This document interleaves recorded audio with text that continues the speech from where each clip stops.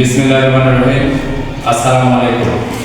সুপ্রিয় শিক্ষার্থী বন্ধুরা এবং আমার সকল ফ্রেন্ডস ফলোয়ার্স সবাইকে আমার ফেসবুক পেজ ইনভিজিবল সায়েন্স বাস্কেটের পক্ষ থেকে জানাই আন্তরিক প্রীতি ও শুভেচ্ছা। শিক্ষার্থী বন্ধুরা, আজকে আমি নবম দশম শ্রেণীর রসায়ন বইয়ের দ্বিতীয় অধ্যায় পদার্থের অবস্থা এই অধ্যায় থেকে কিছু আলোচনা করব। তো চলো বন্ধুরা, আমরা তোমাদের রসায়ন বইয়ের দ্বিতীয় অধ্যায় থেকে কিছু জেনে নিই। বন্ধুরা, আজকে এই দ্বিতীয় অধ্যায় থেকে আমরা জানব পদার্থ এবং পদার্থের অবস্থা সম্পর্কে এবং কণা গতিতত্ত্ব এই বিষয়টি সম্পর্কে। তো বন্ধুরা, শুরুতে আমরা জেনে নিই পদার্থ কি। যে বস্তুর ভর আছে এবং জায়গা দখল করে সেই বস্তুকে আমরা পদার্থ বলে থাকি। আর এই পদার্থগুলোর অনেক উদাহরণ রয়েছে, যেমন লোহা, তামা, রূপা, কাঠ, কাগজ, plastic, kerosene, diesel, petrol, hydrogen, oxygen, nitrogen ইত্যাদি এরকম অসংখ্য পদার্থ এই পৃথিবীতে রয়েছে। তো বন্ধুরা, এই পদার্থ প্রধানত তিন প্রকার। একটি হচ্ছে কঠিন পদার্থ, দ্বিতীয় নাম্বারটি হচ্ছে তরল পদার্থ এবং তৃতীয় নাম্বারটি হচ্ছে গ্যাসীয় পদার্থ বা বায়বীয় পদার্থ। এছাড়াও পদার্থের আরও একটি অবস্থা রয়েছে, প্লাজমা অবস্থা। তো বন্ধুরা, এখন আমরা শিখব কঠিন পদার্থ সম্পর্কে।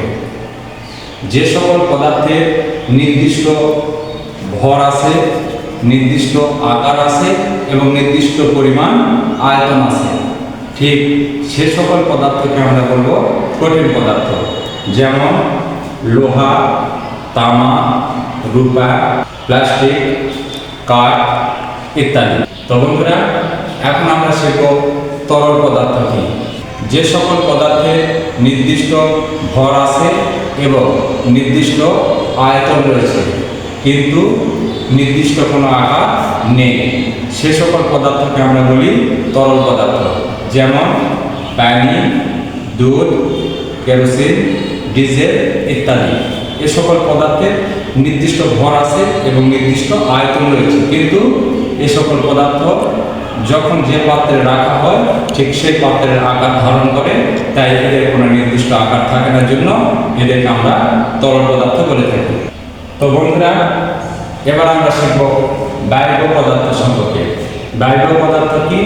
যে সকল পদার্থের নির্দিষ্ট ভর আছে কিন্তু নির্দিষ্ট কোনো আকার বা নির্দিষ্ট কোনো আয়তন নেই, সে সকল পদার্থকে আমরা বলবো বায়বীয় পদার্থ। যেমন hydrogen, nitrogen, oxygen, helium, methane, ammonia ইত্যাদি। এই সকল পদার্থের নির্দিষ্ট পরিমাণ শুধু ভর থাকে কিন্তু আকার এবং আয়তন কোনোটি নির্দিষ্ট থাকে না, তাই এই সকল পদার্থকে আমরা বলি বায়বীয় পদার্থ। তো শিক্ষার্থী বন্ধুরা, আমরা এবার জানব কণার গতিতত্ত্ব সম্পর্কে। কণার গতিতত্ত্ব এই বিষয়টি জানতে হলে প্রথম আমাদের জানতে হবে আন্তঃকণা আকর্ষণ শক্তি এবং কণার গতিশক্তি সম্পর্কে। তো আন্তঃকণা আকর্ষণ শক্তি কি? বন্ধুরা, আমরা সকলে জানি প্রত্যেকটি পদার্থ অসংখ্য ক্ষুদ্র ক্ষুদ্র কণা দ্বারা গঠিত, আর এই অসংখ্য ক্ষুদ্র ক্ষুদ্র কণাগুলো পদার্থের ভিতরে একটি নির্দিষ্ট আকর্ষণ বল দ্বারা পরস্পরের সাথে যুক্ত থাকে। অর্থাৎ প্রত্যেকটা পদার্থের ভিতরে যে সকল ক্ষুদ্র ক্ষুদ্র কণা থাকে তারা একে অপরকে আকর্ষণ করে, আর এই আকর্ষণকে আন্তঃকণা আকর্ষণ শক্তি বলা হয়। সুতরাং আমরা জানলাম প্রত্যেকটা পদার্থের ভিতরে অসংখ্য ক্ষুদ্র ক্ষুদ্র কণা থাকে, আর সেই কণাগুলা পরস্পরকে আকর্ষণ করে, আর এই আকর্ষণ বলকে আমরা আন্তঃকণা আকর্ষণ বল বা আন্তঃকণা আকর্ষণ শক্তি বলে থাকি। তো বন্ধুরা, এবার আমরা জানব কণার গতিশক্তি সম্পর্কে। বন্ধুরা, প্রত্যেকটা পদার্থ যে সকল ক্ষুদ্র ক্ষুদ্র কণা দ্বারা গঠিত, সেই কণাগুলো পদার্থের ভিতরে সবসময় কম্পমান অবস্থায় থাকে, অর্থাৎ গতিশীল অবস্থায় বিরাজ করতে চায়। আর কণা এই গতিশীলতার কারণে কণাগুলোর মধ্যে যে শক্তি সঞ্চিত হয় বা শক্তি জমা হয়, সেই শক্তিকে আমরা কণার গতিশক্তি বলতে পারি। অর্থাৎ প্রত্যেকটা পদার্থের ভেতরে যে ক্ষুদ্র ক্ষুদ্র কণাগুলো বিদ্যমান, সেই কণাগুলো পদার্থের ভেতরে পরস্পর হতে ছুটাছুটি করতে চায়। আর এই কণার গতির কারণে কণাগুলোর মধ্যে যে শক্তি সঞ্চিত হয়, সেই শক্তিকে আমরা বলি কণা গতিশক্তি। তো বন্ধুরা, এই আন্তঃকণা আকর্ষণ শক্তি এবং কণার গতিশক্তি, এই দুই শক্তি দ্বারা কোনো পদার্থের কঠিন, তরল এবং বায়বীয় অবস্থা ব্যাখ্যা করার তত্ত্বকে আমরা কণার গতিতত্ত্ব বলতে পারি। অর্থাৎ আন্তঃকণা শক্তি এবং কণার গতিশক্তি দ্বারা আমরা যদি পদার্থের অবস্থা, অর্থাৎ পদার্থটি কঠিন নাকি তরল নাকি বায়বীয়, এইটা যদি আমরা ব্যাখ্যা করতে পারি, তখন সেই বিষয়টাকে বলবো আমরা কণার গতিতত্ত্ব। বন্ধুরা, কঠিন পদার্থের কণাগুলো পরস্পরকে শক্তিশালী আকর্ষণ বল দ্বারা আবদ্ধ রাখে, ফলে কঠিন পদার্থের আন্তঃকণা শক্তির মান বেশি হয়। আর কঠিন পদার্থগুলোর মধ্যে যে কণাগুলো বিদ্যমান, সেগুলো কোনো গতিশীল অবস্থা সৃষ্টি করতে পারে না, ফলে গতিশক্তির পরিমাণ কম হয়। আর এই কঠিন পদার্থকে যদি আমরা তাপ প্রদান করি, তাহলে কণাগুলোর গতিশীলতার সৃষ্টি হয়, ফলে এর মধ্যকার আন্তঃকণা শক্তি মানটা আস্তে আস্তে শিথিল হতে থাকে।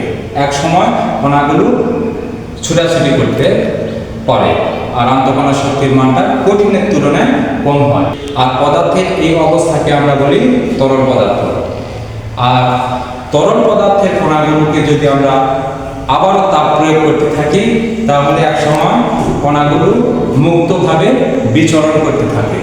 আর সেই অবস্থায় পদার্থের ভেতরকার কণাগুলোর মধ্যে আন্তঃকণা শক্তি একেবারে হ্রাস পায় এবং গতিশক্তি অনেক পরিমাণ বৃদ্ধি পায়। আর সেই অবস্থাকে বলি আমরা গ্যাসীয় পদার্থ। সুতরাং আমরা বুঝতে পারলাম যে কঠিন পদার্থের আন্তঃকণা শক্তি এর মান বেশি এবং গতিশক্তির মান কম। তরল পদার্থের মধ্যকার আন্তঃকণা শক্তি এবং গতিশক্তি মাঝারি প্রকৃতির হয়ে থাকে, এবং গ্যাসীয় পদার্থের মধ্যে আন্তঃকণা শক্তির মান অত্যন্ত কম হয় এবং গতিশক্তির মান অত্যন্ত বেশি হয়। সুতরাং বন্ধুরা, আমরা আন্তঃকণা আকর্ষণ শক্তি এবং কণার গতিশক্তি, এই দুই শক্তি দ্বারা পদার্থের কঠিন, তরল এবং বায়বীয় এই তিন অবস্থা ব্যাখ্যা করতে সক্ষম হলাম। আপনারা সকলে ভালো থাকবেন। আজকের মতো এ পর্যন্ত। আল্লাহ হাফেজ।